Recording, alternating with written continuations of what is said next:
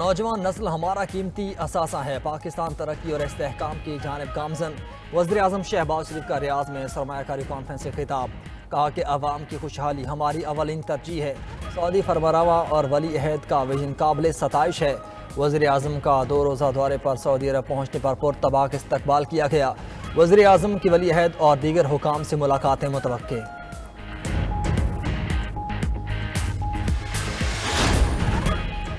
روس کے نائب وزیر دفاع کی army chief general Asim Munir سے ملاقات۔ ISPR کے مطابق علاقائی سیکیورٹی صورتحال اور باہمی دلچسپی کے امور پر تبادلہ خیال۔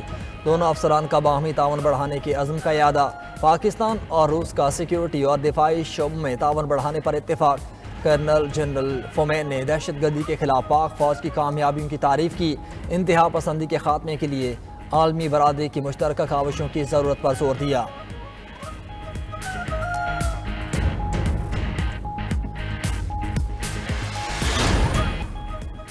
سپریم کورٹ میں ججز کی تعداد 17 سے بڑھا کر 23 کرنے کا فیصلہ۔ ججز کی تعداد بڑھانے کا بل جمعے کو قومی اسمبلی میں پیش کیے جانے کا امکان۔ سپریم کورٹ چیف جسٹس سمیت 23 ججز پر مشتمل ہوگی۔ ججز کی تعداد بڑھانے کا بل حکومت کی جانب سے پیش کیا جائے گا۔ ذرائع کے مطابق بل نجی کارروائی کے دن بیرسٹر دانیال چودھری پہلے ہی پیش کر چکے۔ بل کی منظوری کے لیے قومی اسمبلی اجلاس میں جمعے تک کی توسیع کی گئی۔ ترمیم شدہ شیڈول کے مطابق اجلاس آج ختم ہو جانا تھا۔ پریکٹس اینڈ پروسیجر ایکٹ میں ترمیم پر بھی مشاورت جاری ہے۔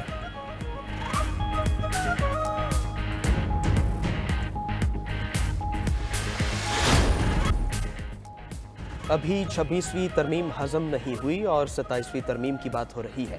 سینیٹر شبلی فراز کہتے ہیں یہ جو آپ کر رہے ہیں یہ سب آنے والے وقت میں حکومت کے گلے پڑے گا۔ حامد خان بولے 26ویں آئینی ترمیم اور عدلیہ پر حملہ ہے، آئینی ترمیم کے خلاف مہم چلائیں گے۔ سلمان اکرم راجہ نے کہا فیصلہ اب سڑکوں پر ہوگا جب 4 لاکھ لوگ سڑکوں پر آئیں گے۔ بیرسٹر گوہر کہتے ہیں PTI میں کوئی فارورڈ بلاک نہیں، اختلاف رائے ضرور ہے، پارٹی کے معاملات پارٹی کے اندر حل ہونے چاہیے، ہم سب بانی PTI کی قیادت میں متحد ہیں۔ علی محمد خان کا کہنا ہے زور زبردستی سے ترمیم کرنا آئین کو معطل کرنے کے مترادف ہے۔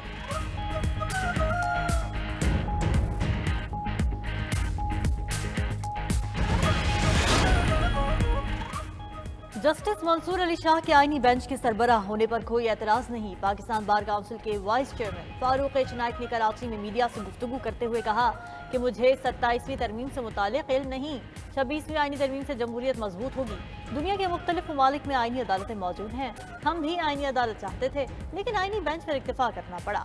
ہائی کورٹس میں بھی آئینی بینچ بن سکتے ہیں۔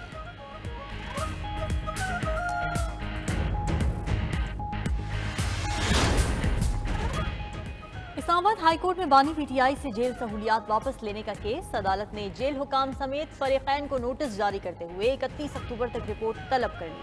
فریقین کو متعلقہ ریکارڈ کے ساتھ پیش ہونے کے لیے مجاز افسر مقرر کرنے کی ہدایت۔ دوسری جانب علی امین گنڈاپور کی بانی PTI سے جیل ملاقات کی درخواست پر سماعت ہوئی۔ اسلام آباد ہائی کورٹ نے 31 اکتوبر تک جیل حکام سے جواب طلب کر لیا۔ اسلام آباد ہائی کورٹ نے علی امین گنڈاپور کی درخواست پر فریقین کو نوٹس جاری کر دیا۔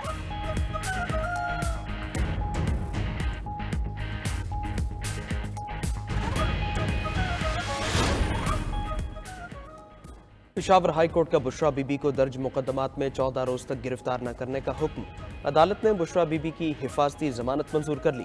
نیب FI وفاقی اور صوبائی حکومت سے مقدمات کی تفصیلات طلب۔ دوسری جانب ڈسٹرکٹ اینڈ سیشن کورٹ اسلام آباد میں بانی PTI کی 3 مقدمات میں ضمانت قبل از گرفتاری کی درخواستوں پر سماعت۔ بانی PTI کو ویڈیو لنک کے ذریعے عدالت پیش نہ کیا گیا۔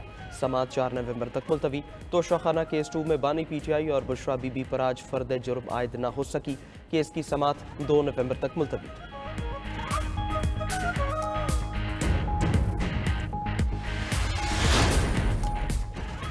بشرا بی بی کی رہائی معافی تلافی ہے۔ گنڈاپور کا غائب ہو کر نمودار ہونا نورا کشتی ہے۔ یہ سب کچھ بانی PTI کی مرضی کے بغیر نہیں ہو رہا۔ وزیر دفاع خواجہ آصف کا ایکس پر پیغام لکھا بیگم صاحبہ کی رہائی اور پشاور روانگی معمول کی کارروائی نہیں، پہلے بڑکے مارنا، دھمکیاں دینا، پھر غائب ہو جانا گنڈاپور کی چالیں ہیں۔ پنجاب چھوڑ کر پشاور جانا، بیگم صاحبہ جانا پس پردہ داستان کی نشاندہی ہے۔ یہ سب مل کر اپنے کارکنان کو بے وقوف بنا رہے ہیں۔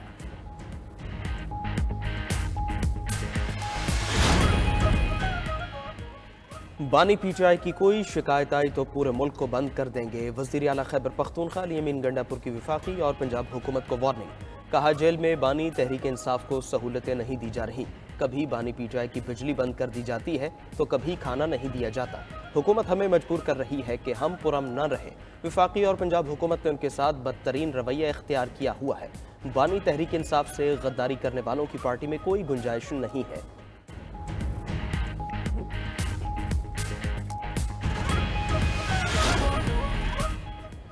लोग टैक्स इसलिए नहीं देते कि आप उनकी कमाई से इस्लामाबाद पर चढ़ाई करें। गवर्नर खैबर पख्तूनख्वा फैसल करीम कुंडी की नाम लिए बगैर वजीर आला केपी पर तनकीद। कहा खैबर पख्तूनख्वा के ताजिर और अवाम नकल मकानी पर मजबूर हैं। अमन व अमान की सूरत हाल पर भरपूर तवज्जो देनी होगी। केपी हुकूमत ने रेस्क्यू की गाड़ियां सियासी मकसद के लिए इस्तेमाल की। रेस्क्यू की गाड़ियां इस्तेमाल करने पर JIT बननी चाहिए। हयाताबाद कारखाने में लगी आग पर ताहाल काबू नहीं पाया जा सका।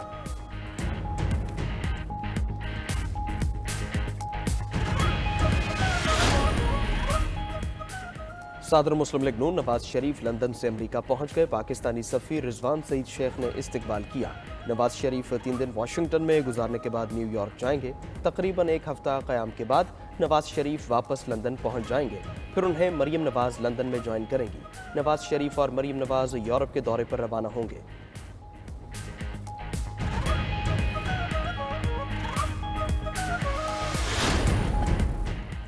सदर मुमलिकत आसिफ अली जरदारी का अहम तरीन दौरा चीन तय। जराये के मुताबिक सदर आसिफ अली जरदारी आइंदा माह चीन के दौरे पर जाएंगे।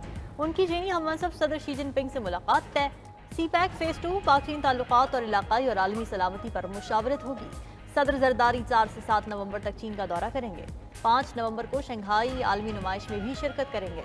उधर सदर आसिफ अली जरदारी की तुर्किया के 101 यौम जमहूरिया पर मुबारकबाद। अपने पैगाम में कहा, पाकिस्तान और उसकी आवाम तुर्किया की तरक्की और खुशहाली के ख्वाहिशमंद हैं।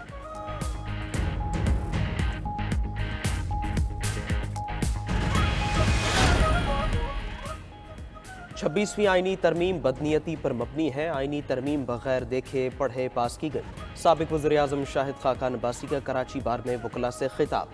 बोले, कानून साजी का मतलब ये नहीं कि आइन का ढांचा तब्दील कर दिया जाए। हमने अदलिया के निज़ाम पर बड़ा वार किया है। मजीद कहा, बिलावल भुट्टो कहते थे 300 यूनिट बिजली फ्री देंगे। मुस्लिम लीग नून कहती थी 200 यूनिट बिजली फ्री देंगे। क्या अब तक किसी को बिजली फ्री मिली? तालीम में सूबा सिंध की हालत सबसे अबतर है। रूसी नायब वज़ीर दिफा की क़यादत में आला सतह के वफ्द का एयर हेडक्वार्टर्स इस्लामाबाद का दौरा। रूसी वफ्द की पाक फ़ज़ाइया के सरबराह air chief marshal Zaheer Ahmad Babar Sidhu से मुलाकात। ISPR के मुताबिक मुलाकात में बाहमी फ़ौजी ताउन को फ़रोग़ देने पर बातचीत की गई।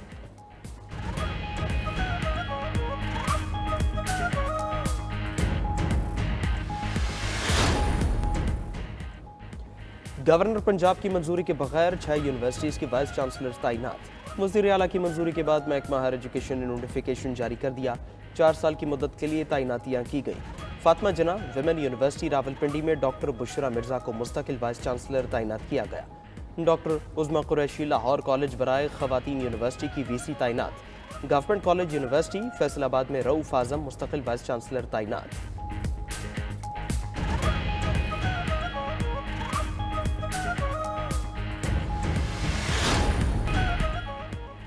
पाकिस्तान में हर तरफ स्मॉग का राज। लाहौर आज भी दुनिया के आलूदा तरीन शहरों में सर फहरिस्त। एयर क्वालिटी इंडेक्स 347 तक पहुंच गया। भाती शहर दिल्ली का दूसरा नंबर। पाकिस्तान के आलूदा तरीन शहरों में मुल्तान दूसरे, इस्लामाबाद तीसरे, पेशावर चौथे नंबर पर। रावलपिंडी 5वें, हरीपुर छठे और कराची का 7वां नंबर। फ़ज़ाई आलूदगी के बायस से शहरियों को आंखों में जलन, सांस लेने में दुश्वारी का सामना। तिब्बी माहिरीन ने शहरियों को मास्क लगाने की हिदायत कर दी। 92 न्यूज़ से गुफ्तगू में वज़ीर सेहत पंजाब ख्वाजा इमरान नज़ीर ने कहा, स्मॉग पुराना मसला है। हुकूमत स्मॉग के मसले पर काबू पाने के लिए भरपूर कोशिश कर रही है।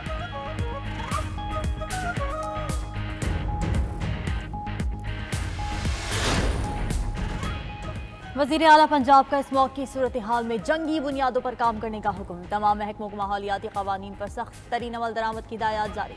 मास्क पहनना लाजमी करार दे दिया गया। स्मॉग रोकने के लिए लाहौर में खराब इंजन और धुआं फैलाने वाली 2500 गाड़ियां बंद। 469 फैक्ट्रियां सील और भट्टे मुस्मार कर दिए गए।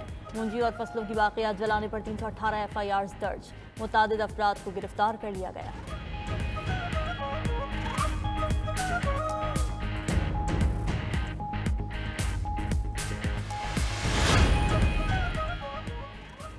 طویل خشکی کی چھٹی، بادل برس پڑے، پہاڑی علاقوں میں بارش اور برفباری کا سلسلہ جاری ہے۔ استور کے مختلف علاقوں میں بارش اور برفباری سے بالائی سرحدی علاقوں کا موسم سرد ہو گیا۔ بابو سر ٹاپ پر بھی وقفے سے بارش اور برفباری، سیاح خوب لطف اندوز ہونے لگے۔ محکمہ موسمیات کی گلگت بلتستان اور کشمیر میں تیز ہوائوں کی بارش کی پیشگوئی۔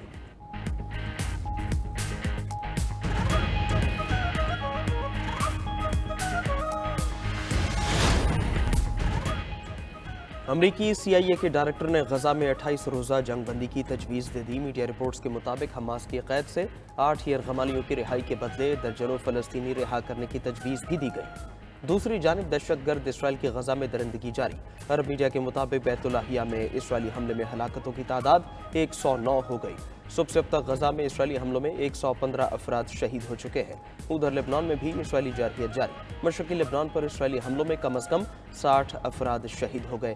حزب اللہ کی جوابی کارروائیاں بھی جاری۔ اسرائیل پر 30 راکٹ داغ دیے۔ حزب اللہ نے نعیم قاسم کو نیا سربراہ منتخب کر لیا۔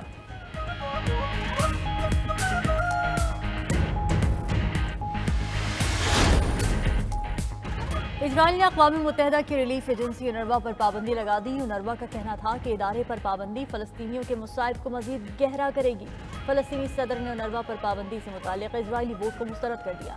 فلسطینی ایوان صدر کے ترجمان کا کہنا ہے کہ اونروا پر پابندی کی اجازت نہیں دیں گے۔